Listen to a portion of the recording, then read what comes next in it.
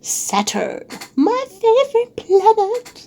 So Saturn does actually have moons, over 150 moons that scientists have identified, which means they are big enough objects that they named them. Only 63, but still. Newsflash, Saturn has rings. Now, a clear difference from the moons to the rings is that the rings are made up of small ice, rocks, and dust, ranging from tiny little bitty beans to, oh look, my house. Glad we can make that distinction. Compare that to Titan, the biggest moon orbiting Saturn. It's bigger than Pluto, about 1,600 miles, with Pluto only being 1,400 miles. So yeah, I would say that's a moon, not a house. Now, with the ice, rock, and dust making up the bulk of the 7 rings. Oh, something that is so funny is the names of the rings. They are named A through G, but not in alphabetical order.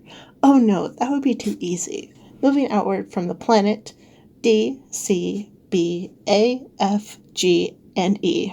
They are named in alphabetical order of how we discovered them. So at one point it did make sense, but with new technology and advancements, we are now able to distinguish between the rings a little bit more clearly.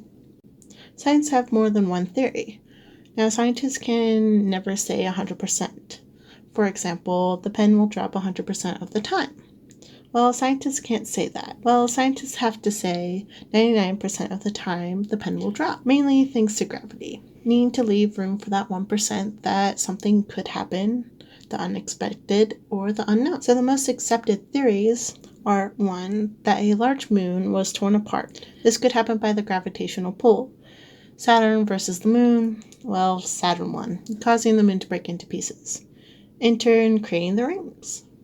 Now, one of Saturn's moons, known as Enceladus, is shooting water and ice into space, helping form Saturn's E-ring.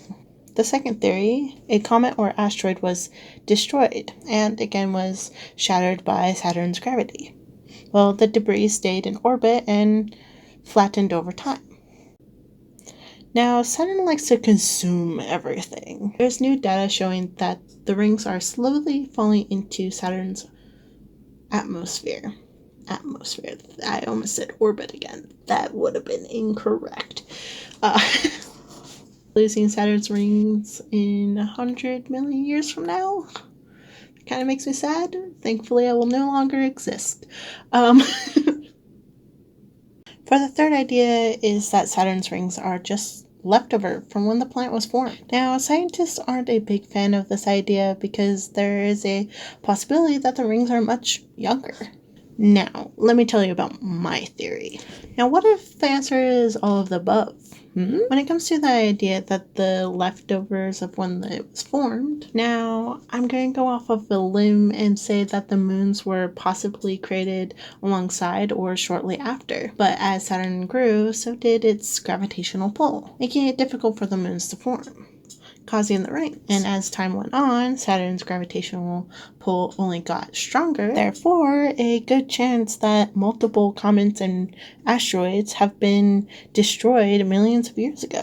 Seeing how one of the moons is currently being torn apart, Saturn is huge and has a very big impact on moons and possibly even planets as well. Let me remind you that this all started because the planets quite literally aligned, and I thought that was so fascinating. Here I am now talking about Saturn's moons. I know nothing, and I should probably go to bed.